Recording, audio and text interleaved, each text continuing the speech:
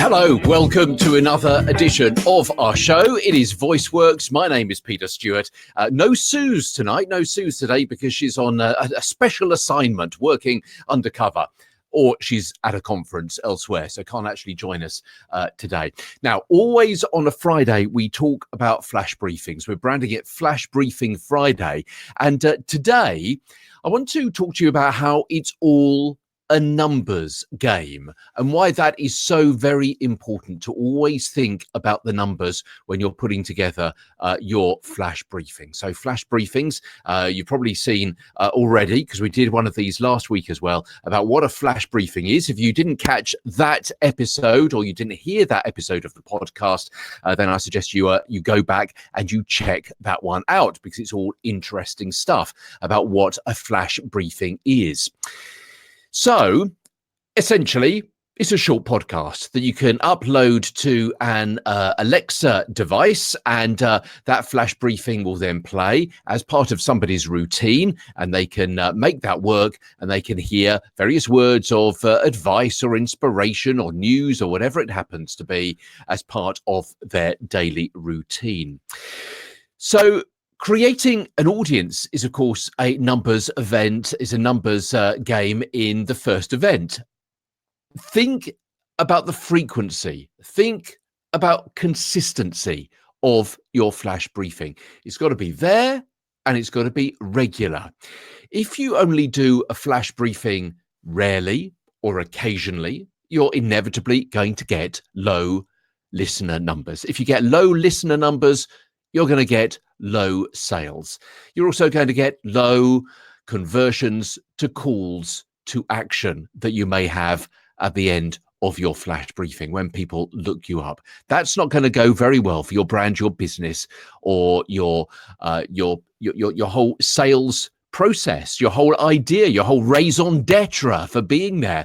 If you've got high quality content that is consistent, that is there on a regular basis, you're going to have more listeners, you're going to have more conversions, you're going to have better participation. What do you mean by better participation, Peter? Well, you're going to have more reviews, you're going to have more stars, you're going to stand a greater chance of being featured, you're going to be rising to the top of that list in whichever category you choose for your Lexi flash briefing to be. And you're then going to create more interest and more listeners. It's a whole cyclical thing that you can take advantage of if you remember that the whole process is a numbers game. We're talking about consistency. We're talking about dedication. We're talking about doing this on a regular basis. We're talking about having a plan and, frankly, working it, baby, working it hard. This isn't just something that you're just going to do occasionally when you feel like it, when other stuff doesn't get in the way. It's got to be stuff that you're going to sit down and plan and launch and work out what you're going to be saying for 365 days of the year, maybe possibly repeating content, working out a whole structure of your flash briefing or of your show, working out what the point is of your flash briefing, working out who you're trying to attract and what you're trying to attract them to. What is your point of all of this? You've got to have some kind of focus. So having that plan and work at it. And you know what? A lot of people say to me, when am I actually going to see the results?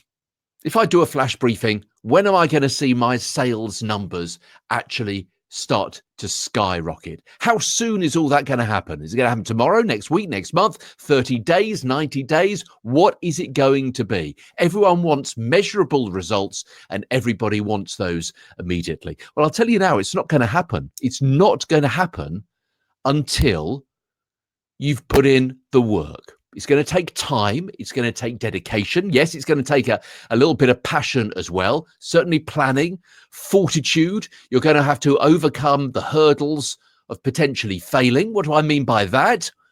Yeah, you might fail. You may not see those numbers immediately. And that may be because you've misread the market. Maybe your content is wrong. Maybe it's too long. Have you done your research properly? You may have to pivot, but give it time to settle down. You can't just launch something and expect those numbers to come through immediately. It's not going to be a big hit immediately. Occasionally, looking at your numbers, looking at your stats, you'll be able to work out which ones are actually gripping people, which ones are hitting home. And incidentally, don't just look at the stats from your podcast host. You need to be looking at the stats on your Alexa account, on your Amazon developer account. Why is that? It's because Amazon caches your content. When somebody has requested one hearing of your flash briefing, then Lexi will cache that content to make it easier and faster to find it the next time somebody asks for that flash briefing content. So your podcast numbers won't be true. They're not going to be real. They're not going to be accurate. They're not going to be up to date.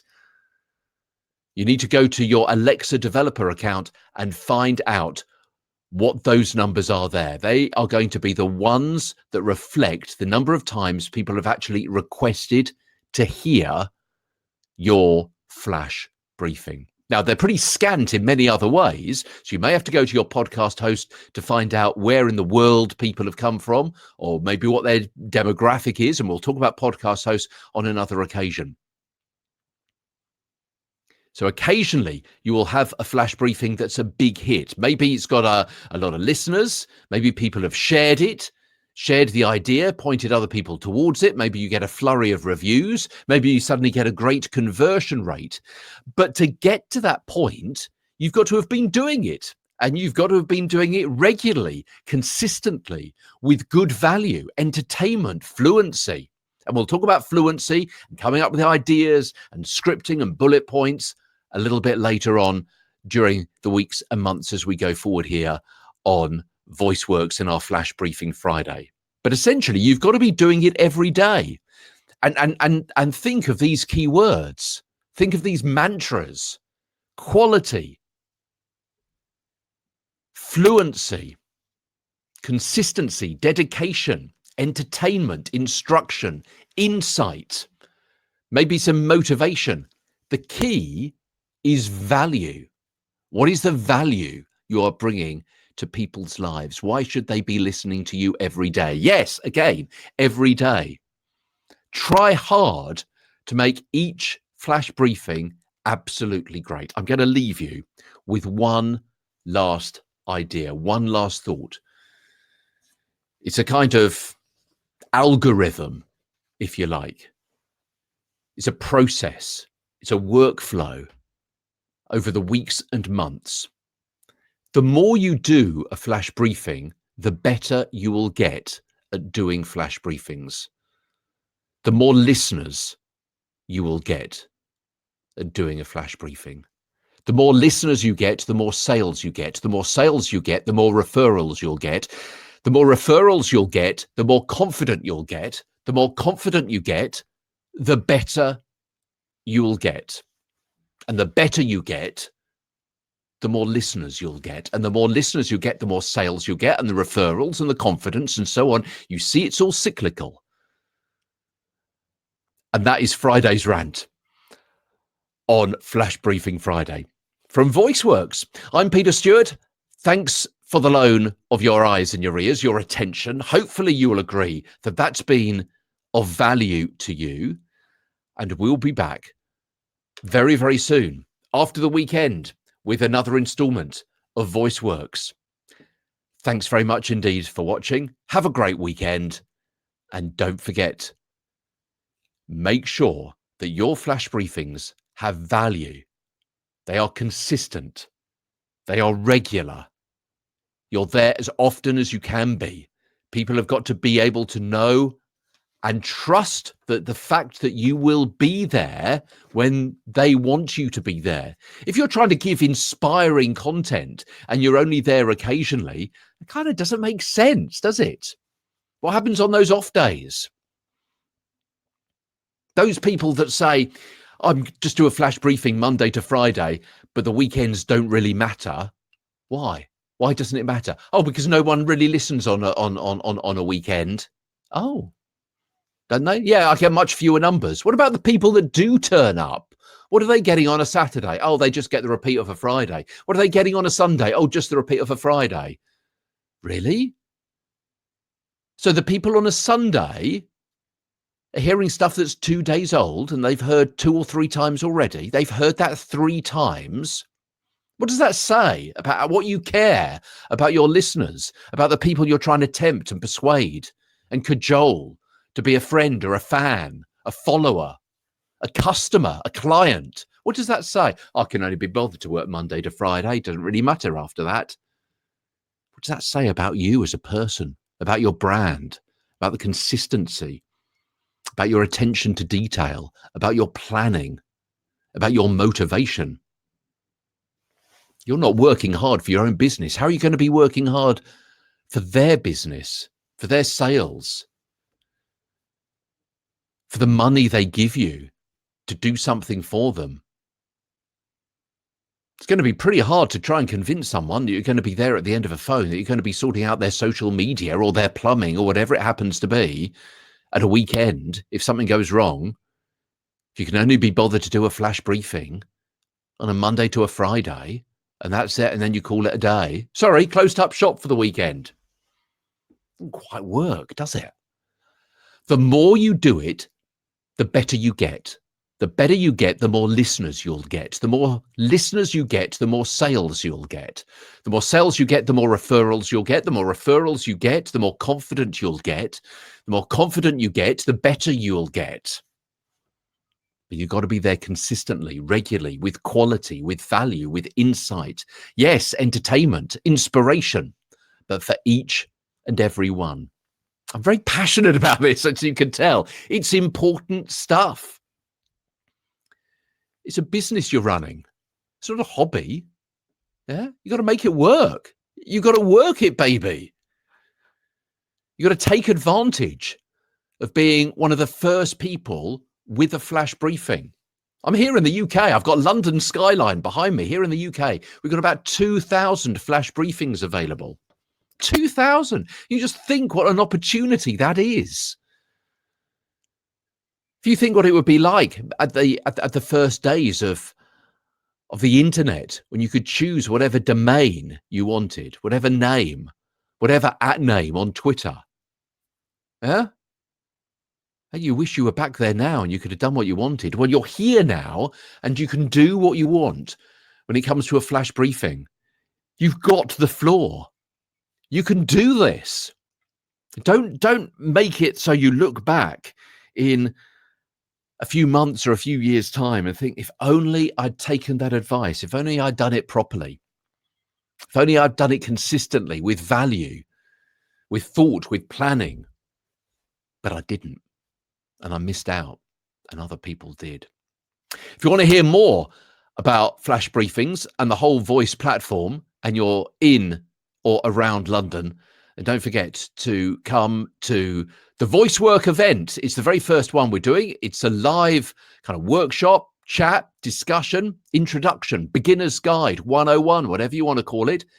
It's at Amazon HQ in London, not far from Liverpool Street Station. And it's on Tuesday, July the 16th. So what's that, about 6 weeks away? It is free. It's for a couple of hours in the evening. And you can find out details on Eventbrite. We'd love to see you there. Suze, who I usually co-present with, and myself are hosting the event. It's a beginner's guide to what voice is, what are skills, what are actions, what are flash briefings, why are they so important? What's this about search criteria? Where's the next big thing going to be in the world of voice? What do people need to be aware of? And it's fine. You can certainly come along. If you're already involved with a voice agency, that's fine. But it's really for people maybe in communications, marketing, PR, that kind of stuff. People who think there must be something a bit more to an Amazon Alexa device, not entirely sure what hashtag voice first is all about. But you think there's something that could be in it for you. Maybe you've just been listening to the last 20 minutes or so and think to yourself, yeah, there's something in this.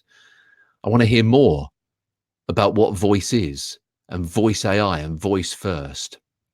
It's the beginners. It's entry level. It's 101. If you want to come, Eventbrite, check out London as a location. And Tuesday, the 16th of July for the date. Or search below for our other entries and you'll find the link there. Or follow me on Twitter at TweeterStuart, TWEETRSTEWART. Have a great weekend. We're back next week with Suze with more from VoiceWorks. Bye-bye for now.